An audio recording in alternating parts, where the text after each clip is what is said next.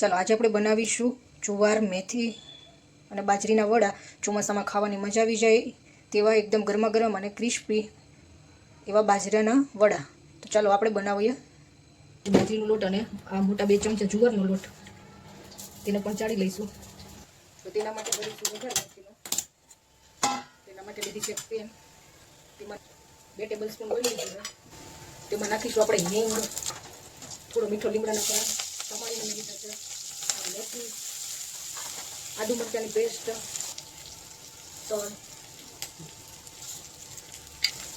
તેમાં નાખીશું હળદર પાવડર,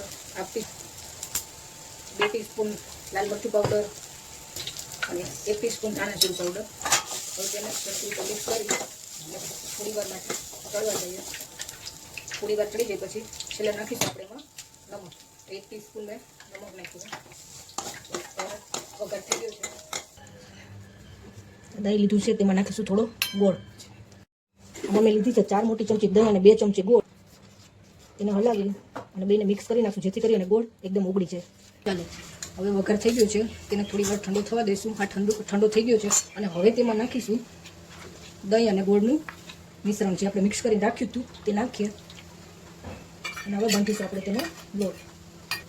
તેની સરખી રીતે મિક્સ કરી ચાલો તો હવે મિક્સ થયું છે તો તેમાં નાખીશું આપણે જે જુવાર બાજરીનો લોટ લીધો તો ચાળીને તે તેમાં નાખીશું અને તેને પણ મિક્સ કરી અને સરસ એવો લોટ બાંધી દઈએ.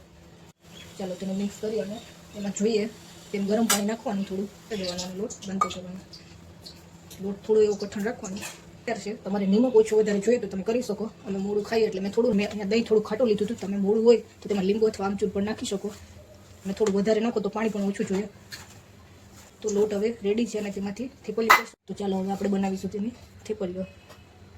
તેના માટે તેમાં થોડા એવા તલ પણ લગાવતા જઈશું.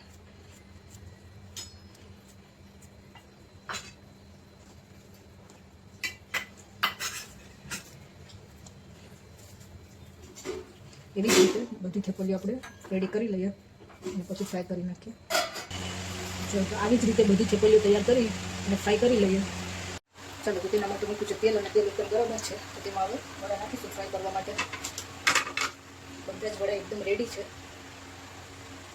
તેના હવે આપણે ફ્રાય કરીશું. એકદમ ધીમા ગેસે જ કરવાના.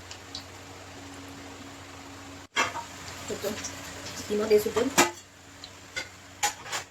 એકદમ ફેરવી અને ચડવા દેવાના.